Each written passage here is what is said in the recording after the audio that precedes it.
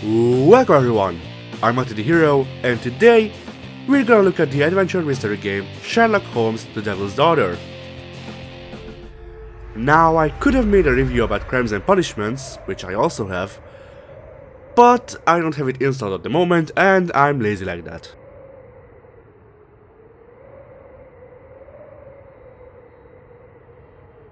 Case in point. But back to topic, the game was developed by Frogwares and published by Big Bird Interactive for Windows in June of 2016, and for PlayStation and Xbox One in October of that same year. This game is the 8th installment in the Adventures of Sherlock Holmes series. The game follows Sherlock Holmes and his companion and friend, Dr. John Watson, as they solve 5 cases while dealing with Holmes' adoptive daughter, Kate, and his new neighbor, Alice. Now, this doesn't say much, really, but that's only because I'm trying not to spoil the game. While the game doesn't bring a lot of new things to the table when it comes to story, it is still an enjoyable example of what it does. And even then, the case has smaller stories will take your mind off of the overarching storyline for a good bit. As you would guess, a detective game's main assets are the puzzles it provides, but puzzles aren't the only thing the game provides. It also has action sequences that are more or less okay, and they do a fine job to mix things up. Sherlock also isn't the only playable character. When the time comes, you will also need to control Watson, Wiggins, and even Toby, Sherlock's dog. You can freely change between third-person and first-person views, but some actions are restricted to just one of these. But this is a detective game, so let's talk about how you go about solving cases. The first thing you should do in any discussion that allows you to do so is profiling the person you're speaking with. It is important that you do so, as this gives you an edge in the discussion. It gives you hints as to where you might be able to go when they bluff. If you play your cards right, they will end up telling you more information. Missing, eh? And what do the police say? Police, they don't believe me. They say he's just abandoned me, but that's a lie. Obviously. Your clothes are well mended and you can read. Your parents may be poor, but you are loved. Yeah, well, it's just the two of us now. My mother died when I was a little one.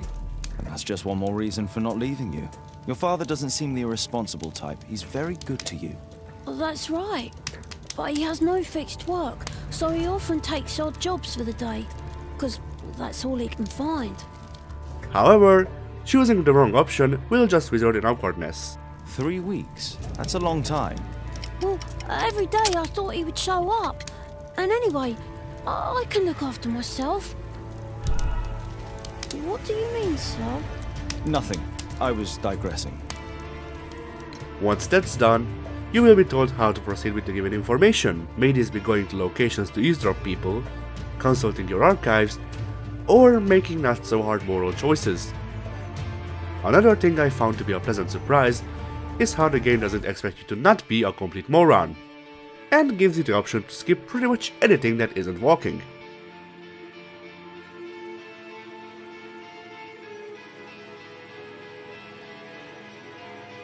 The game strives for a realistic look, and I'd say it achieves it pretty alright.